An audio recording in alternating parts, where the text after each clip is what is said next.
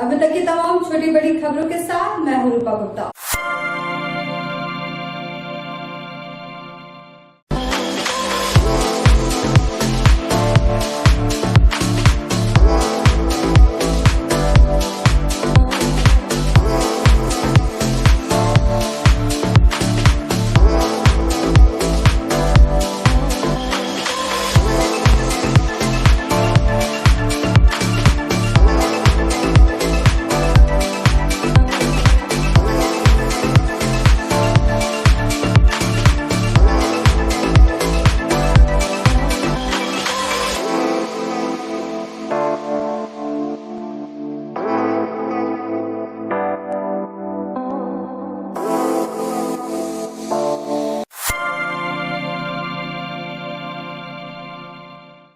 Corona की chain को खत्म करने और राज्य सरकार के जारी गाइडलाइन का अनुपालन करवाने के लिए जिला प्रशासन लगातार विभिन्न क्षेत्रों में वाहन जांच अभियान चला रही है। इसी कड़ी में बुधवार को डीएसपी संजय राणा के निर्देश पर पचम्मा थाना प्रभारी नीतीश कुमार के नेतृत्व में पचम्मा थाना के सामने वाहन जाँच अभियान चलाया गया। वाहन चेकिंग अभियान में बिना मास्क, बिना हेलमेट, ट्रिपल लोड वाहन चलाने वाले चालकों को फाइन किया गया।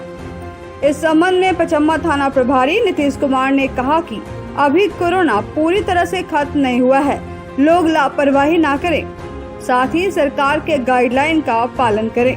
उन्होंने कहा कि बिना मास्क लगाए घर से बाहर ना निकले और अगर कोई काम ना हो तो घर से बाहर ना निकले। साथ ही उन्होंने लोगों से हेलमेट लगाकर बाइक चलाने की अपील की।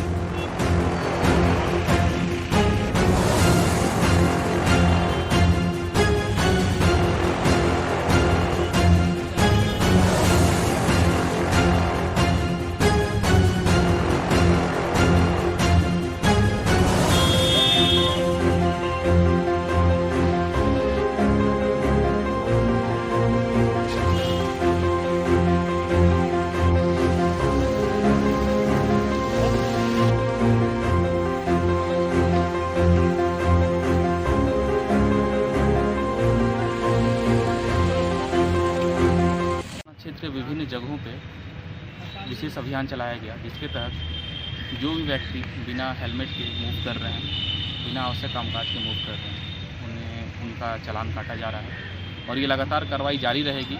आपके माध्यम से मैं सभी गिरिडीह वासियों से अनुरोध करना चाहता हूँ कि वो हेलमेट पहन के चलें, बिना किसी आवश्यक कामकाज के घर से बाहर ना निकलें, स्वस्थ रहें, सुरक्षित रहें और हमेशा मास्क का उपयोग करें, सैनिटाइजर का उपयोग करें और बिना किसी आवश्यक कामकाज के घर से ना निकलें।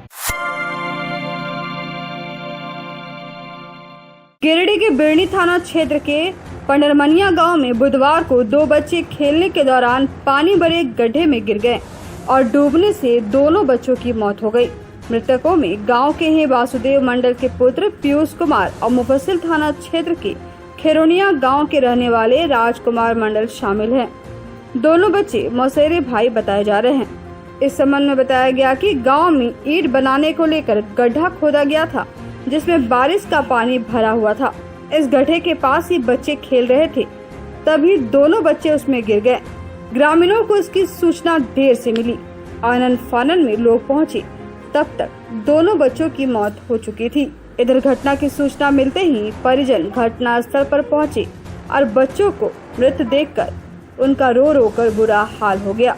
वहीं घटना की सूचना मिलते ही बिरनी थाना प्रभारी शर्मानंद सिंह सदल बल घटना स्थल पर पहुंचे और मामले की जांच पड़ताल में जुट गए। बिरनी थाना अंतर्गत पंडरमनिया में सूचना मिली कि 2 बच्चे की मौत डोभा में डूबने से हो गई है।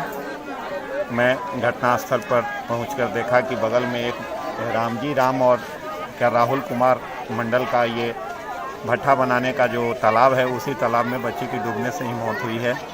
इस संबंध में दोनों का पोस्टमार्टम हेतु मृत्यु समीक्षा रिपोर्ट तैयार की जा रही है। विधिवत कार्रवाई के बाद सभी दोनों को पोस्टमार्टम हेतु भेजा जाएगा। सभी स्थिति समान है, किसी ढंग का कोई समस्या यहाँ पर नहीं है।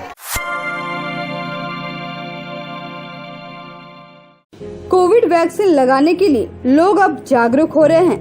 वैक्सीन सेंटर में काफी भीड़ बढ़ गई है। वहीं कई संगठन और तंजीम के लोग भी अब लोगों को जागरूक कर रहे हैं। इसी कड़ी में बुधवार को मुस्लिम अलीमों की तंजीम ने खुद वैक्सीन ली। साथ ही समाज के लोगों को भी वैक्सीन लेने के लिए आग्रह किया। बुधवार को जामिया रिजविया गिरिडीह के जमाते उलेमा हिंद गिरिडीह के पदाधिकारियों ने आफ्ताब हॉस्पिटल में वैक्सीन ली। साथ ही लोगों से भी वैक्सीन लेने की गुजारिश की। मौके पर जामिया रिजविया के मोहतमीम मौलाना आसिफ इकबाल ने कहा कि कोरोना से बचाव के लिए वैक्सीन ही एकमात्र उपाय है, इसलिए लोगों को वैक्सीन लेने के लिए आगे आना होगा। इधर जमाते उलेमा हिंद गिरिडीह के जिला अध्यक्ष मौलाना मोहम्मद अकरम ने भी वैक्सीन सेंटर पहुंचकर लोगों से वैक्सीन लेने की अपील की। वहीं तेलोडी मुखिया प्रतिनिधि सब्बीर ने भी लोगों से वैक्सीन लेने के लिए अपील की। मौके पर डॉक्टर रियाज अहमद ने कहा कि कोरोना से बचाव के लिए वैक्सीन लेना जरूरी है। वैक्सीन को लेकर कई तरह की अफवाहें फैली है, इस पर रोक लगनी चाहिए। वैक्सीन पूरी तरह से सुरक्षित है। वैक्सीन लेने के बाद लोग लापरवाही बिल्कुल न करें। कोविड के प्रोटोकॉल का पालन जरूर करें। वैक्सीनेशन कैंप में स्वास्थ्य कर्मी रमिता कुमारी, शबनम प्रवीण, मोहम्मद आलम, नेहा प्रवीण, जुलेखा खातून सहित आफ्ताब हॉस्पिटल के कर्मियों का योगदान काफी सराहनीय रहा। वहीं मौके पर मौलाना अलाउद्दीन, जिला महासचिव मौलाना रुस्तम, मौलाना जौहर सहित दर्जनों आलिम मौजूद थे। आज हम लोग वैक्सीन लगाने के लिए हॉस्पिटल आए हुए हैं, आफ्ताब हॉस्पिटल, और पूरी कौम के लोगों से मेरी गुजारिश है कि सब लोग वैक्सीन लगवाएं। ये ज़िंदगी के लिए बहुत अनमोल शय है। इसे किसी संकोच की कोई गुंजाइश नहीं है, इसमें डरने की कोई बात नहीं है, बल्कि हर आदमी को चाहिए, हर व्यक्ति को चाहिए कि वक्त से पहले वैक्सीन लगा ले। ये हमारी पूरी कौम को ये संदेश है। हमारे साथ शायर हिंदुस्तान अलहाज मुबारक हुसैन मुबारक साहब हैं, कारी आसिफ हुसैन साहब हैं, शायर हिंदुस्तान शम्स तबरेज़ साहब हैं, हमारे जमुआ के कांग्रेस प्रखंड अध्यक्ष मशर इमाम साहब हैं, अली जनाब डॉक्टर रियाज साहब यहाँ वैक्सीन लेने के लिए आया हूँ, और डॉक्टर रियाज साहब ने फरमाया कि वैक्सीन लेना बेहतर है, इसलिए अपनी बेहतरी के लिए मैं वैक्सीन ले रहा हूँ। अल्लाह ताला इस मर्ज से सबको सेहतयाब फरमाए, बचाए। पहले भी वैक्सीन का पहला डोज लिया था, आज से लगभग 1 माह पूर्व, और मैं दूसरा डोज भी कोवैक्सीन का ले लिया हूँ, और मुझे किसी तरह की कोई भी साइड इफ़ेक्ट या किसी तरह का कोई परेशानी नहीं हुई। और जहाँ तक मैं अपने आप को बहुत सुरक्षित महसूस कर रहा हूँ, और मुझे जहाँ तक लगता है कि हमारी एंटीबॉडी भी बहुत अच्छी तरह से काम कर रही है, तो मैं तमाम जितने भी हमारे मुस्लिम भाई हैं और तमाम जितने भी जो लोग हैं हमारे देश के, मैं उनसे अपील करता हूँ कि वो वैक्सीन लें, किसी तरह का अफवाहों से बचें, क्योंकि ये वैक्सीन पूरी तरीक़े से सुरक्षित है और कारगर और प्रभावी है। जैसा कि आप देख पा रहे हैं कि मैं आपके सामने दूसरा डोज लेकर के भी अभी मुझे किसी तरह की कोई परेशानी नहीं हुई।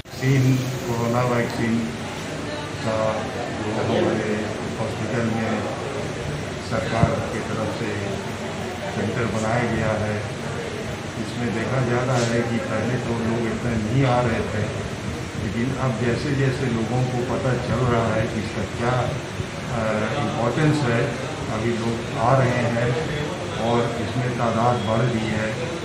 हमको ये है कि सबको कोरोना वैक्सीन ले लेना चाहिए, और इस बीमारी से मुक्ति का एक ही इलाज है कि हम लोग सब वैक्सीन लें, और वैक्सीन लेने के साथ साथ इसके साथ हम लोग जो प्रोटोकॉल है कोविड का, जैसे मास्क लगाना, डिस्टेंस रखना, भीड़ भाड़ नहीं करना, इसका भी हम लोग को पालन करना चाहिए, तभी हम लोग को सफलता मिल सकती है। बहुत अफवाह है इसमें, लेकिन हमको तो नहीं लगता है कि कोई ऐसा है कोई अफवाह फैलाने से रोकना चाहिए, हमें तो नहीं सुनना चाहिए।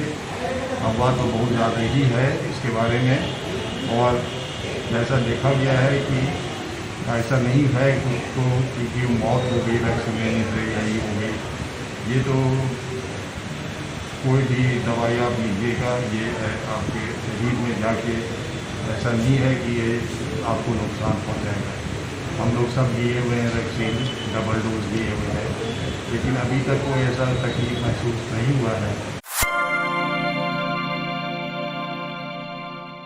भाजपा अल्पसंख्यक मोर्चा के जिला अध्यक्ष जाकिर हुसैन उर्फ छोटू खान के नेतृत्व में बुधवार को भंडारीडीह स्थित आवासीय कार्यालय में भारतीय जनसंघ संस्थापक डॉक्टर श्यामा प्रसाद मुखर्जी की पुण्यतिथि को बलिदान दिवस के रूप में मनाया गया।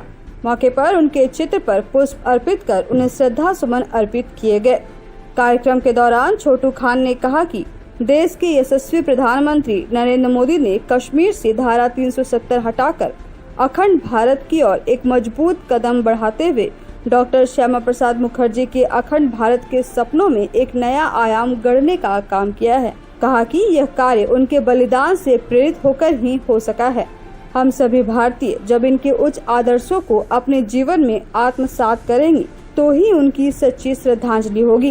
कार्यक्रम में दिनेश यादव, कामेश्वर पासवान, अशोक उपाध्याय, नवीन सिन्हा, हरदीप सिंह बग्गा, संदीप डंगेज, इस्लाम अंसारी, जहूर अंसारी, इरफान अंसारी, मोहम्मद शमीम, मोहम्मद इंजमाम, शकीना खातून, रजिया खातून, विनीता कुमारी के अलावा कई लोग मौजूद थे। आज गिरिडीह जिला में डॉक्टर श्यामा प्रसाद मुखर्जी का बलिदान दिवस मनाया गया। उनके लिए बलिदान दिए थे। आज उनके बताए हुए रास्ते पे हम लोग सभी को उनके आदेशानुसार हम लोग सब लोगों को बता रहे हैं और हम लोग उन्हीं के राह पे चलने का प्रयास कर रहे हैं। ये आज अल्पसंख्यक मोर्चा के बैनर तले हम लोग ये कार्यक्रम मनाया गया। झारखंड राज्य जल सहिया कर्मचारी संघ जिला शाखा गिरिडीह की बैठक बुधवार को कोल्हिया स्थित किरण पब्लिक स्कूल में जिला अध्यक्ष दिव्या देवी की अध्यक्षता में हुई। बैठक में मुख्य रूप से निगम क्षेत्र की वंचित जल सहियाओं को 22 महीने से नहीं मिल रहे मानदेय और प्रोत्साहन राशि के भुगतान को लेकर रणनीति तैयार की गई। बताया गया कि जल सहिया अपने कार्यों को सदैव करती है, लेकिन वर्तमान सरकार 22 महीनों से इनके मानदेय को रोक के रखी हुई है। जल सहियाओं ने कहा कि 22 महीने से मानदेय नहीं मिलने के कारण सभी जल सहियाओं की स्थिति खराब हो चुकी है। बैठक में मुख्य रूप से प्रदेश मुख्य संरक्षक अशोक कुमार सिंह, जिला मंत्री सरिता देवी, प्रदेश महामंत्री गायत्री देवी सहित 13 प्रखंड की प्रतिनिधि उपस्थित थे। जल सहिया कर्मचारी संघ की बैठक किरण पब्लिक स्कूल में चल रहा है। सच्चाई यह है कि पिछली सरकार ने जल सहिया को 1000 रुपया मासिक मानदेय भुगतान करना शुरू किया था। लगभग 2 साल तक भुगतान भी हुआ, लेकिन जब से यह सरकार आई है लगभग 22 महीने से जल सहिया का मासिक मानदेय अवरुद्ध है। वहीं जो इनको प्रोत्साहन राशि और कमीशन का राशि मिलता था वो भी भुगतान नहीं हो रहा है। नगर क्षेत्र में जो जल सहिया काम करती थी न तो उसको हटाया जा रहा है, न उसको कोई भुगतान दिया जा रहा है। इस प्रकार से अजीब स्थिति हो गई है। महिला कोरोना काल में जल सहिया ने काफी काम किया, अभी कर रही है। हर जगह से मदद लिया जा रहा है, वैक्सीनेशन में लिया जा रहा है। उसके बाद चुप्पी तोड़ो कार्यक्रम भी महिलाओं के बीच में चला रही है। बिना पैसे का कब तक ये काम करेगी? ब्लीचिंग पाउडर भी छिड़कने की वजह दे दी है। हो क्या रहा है? हो रहा है। स्पष्ट तौर पर हम आपसे कहना चाहते हैं कि केंद्र सरकार से आवंटन की कमी नहीं है। पहले पैसा मिलता था, लेकिन जब से यह सरकार आई है तब से यह पैसा तमाम अधीनस्थ पदाधिकारी भौचर बढ़ करके पैसा सब लूट रहे हैं और जल सहिया को छोड़ दिया जा रहा है। क्योंकि समझ रहा है कि जल सहिया को अगर 22 महीने का 22,000 एक जल सहिया को भुगतान करेंगे तो 1 पैसा नहीं मिलेगा। प्रोत्साहन कमीशन में मिलेगा तो 1 पैसा नहीं मिलेगा। वहीं अगर हम कोई प्रोग्राम दिखाकर भौचर दिखा करके कोई चीज दिखा के निकाल लेते हैं, समझिए राज्य स्तर पर चल रहा है। हम लोगों ने लिखित रूप में भी मुख्यमंत्री का ध्यान आकृष्ट किया, कई बार किया कि इस पर कम से कम जांच किया जाए, इसको भुगतान किया जाए, नहीं किया था। लास्ट में बाध्य होकर, क्योंकि इसमें सच्चाई यह है कि जल सहियाओं ने महागठबंधन की सरकार को लाने में एड़ी चोटी एक कर दिया था। क्योंकि विपक्ष के नेता जब हेमंत जी थे, उन्होंने कहा था कि हम जल सहियाओं का न्यूनतम मजदूरी देंगे, 1000 रुपया की मजदूरी नहीं होता है। लेकिन आज न्यूनतम मजदूरी क्या मिलेगा? 22 महीने से भी उसको मजदूरी नहीं मिल रहा है। जो हमारे मंत्री जी हैं, अब हम लोग अपने मित्र यार हैं, सब कुछ है, लेकिन जब राशि की बात आती है तो सबको वो भूल जाते हैं। इसलिए बात होकर आज हम लोगों ने निर्णय लिया है कि 14 जुलाई को समूचे राज्य में कांग्रेस पार्टी का जिला कार्यालय और जेएमएम का जिला कार्यालय में प्रतिनिधि 10 प्रतिनिधि 11 प्रतिनिधि, कोविड काल है, वो मुंह पर काला पट्टी लगा करके उनके यहाँ प्रदर्शन करेंगे और कहेंगे कि आपकी पार्टी की सरकार है, आपकी पार्टी के मंत्री हैं, आपके पार्टी के मुख्यमंत्री हैं और हमारे साथ ये अन्याय हो रहा है। आप पार्टी की हैसियत से हमको न्याय दीजिए। इसी मुद्दे को लेकर के आज तमाम लोगों में सहमति बनी है और आज हम लोग यह कार्यक्रम तुरंत हम लोग जारी करने जा रहे हैं और आपके माध्यम से चाहेंगे कि आप इसको काफी प्रचारित कीजिए कि 14 जुलाई को पहली बार इस तरह का कार्यक्रम ले रहे हैं कि जिला कांग्रेस कार्यालय और जिला जेएमएम कार्यालय में मुंह पर पट्टी बांध कर जाएगा कि 22 महीने से हम महिला गरीब ग्रामीण महिला भूखे हैं। आप हमारे बारे में क्या सोचते हैं? डॉक्टर श्यामा प्रसाद मुखर्जी के पुण्यतिथि पर बुधवार को तिसरी और चंदौरी में दोनों मंडल अध्यक्ष ने इसे बलिदान दिवस के रूप में मनाया। तिसरी मंडल अध्यक्ष सुनील शर्मा की अध्यक्षता में बर्नवाल धर्मशाला में, वहीं चंदौरी मंडल अध्यक्ष रविंद्र पंडित की अध्यक्षता में चंदौरी में डॉक्टर श्यामा प्रसाद की प्रतिमा पर भाजपा कार्यकर्ताओं ने पुष्प अर्पित कर उन्हें श्रद्धा सुमन अर्पित किए। मौके पर चंदौरी मंडल अध्यक्ष रविंद्र पंडित ने कहा कि डॉक्टर श्यामा प्रसाद मुखर्जी का जन्म 6 जुलाई 1901 को एक संभ्रांत परिवार में हुआ था। महानता के सभी गुण उन्हें विरासत में ही मिले थे। उनके पिता आशुतोष बाबू अपने जमाने में ख्यात शिक्षाविद थे। इस मौके पर पूर्व विसूत्री अध्यक्ष कौलेश्वर सिंह, पूर्व मंडल अध्यक्ष वीरेंद्र राय, रविंद्र पंडित, सुनील साव, सुनील साहू, संजीत राम, कपिल यादव, श्याम सुंदर यादव, संदीप शर्मा सहित कई लोग मौजूद थे। गिरिडीह के गांवा थाना क्षेत्र में एक विवाहिता की संदेहास्पद परिस्थिति में मौत हो गई। घटना मंगलवार की देर रात की बताई जा रही है। घटना के बाद मृतका के मायके पक्ष वालों ने दामाद पर हत्या का आरोप लगाया है।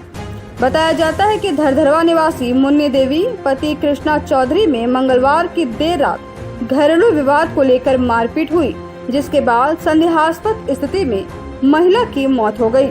मौत की जानकारी मिलने के बाद मृतका के घर आसपास के ग्रामीणों की काफी भीड़ लग गई। इधर सूचना मिलने के बाद गांवा थाना पुलिस व मृतका के मायके वाले बेटी के ससुराल पहुंचे और दामाद पर बेटी की हत्या का आरोप लगाया।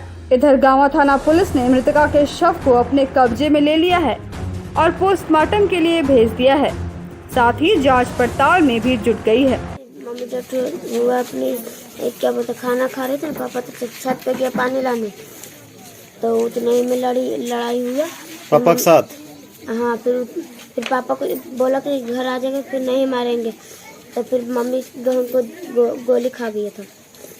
6 गो, 4 बहन 2 भाई। सबसे बड़ी ये छोटा भाई को, वो भाई को ले गया। हाँ, इससे छोटा वो। रामपेरा स्थित धरधरवा में पति पत्नी को विवाद को लेकर के पति कृष्णा चौधरी अपनी पत्नी मुन्नी देवी को मारपीट किया। मारपीट के बाद उसकी मृत्यु हो गई है। प्रारंभिक जांच में ये सामने आ रही है कि मारपीट करने से इसकी मृत्यु हो गई है। अभी साक्ष्य एकत्रित किया जा रहा है। डेड बॉडी को पोस्टमार्टम के लिए भेज दिया गया है।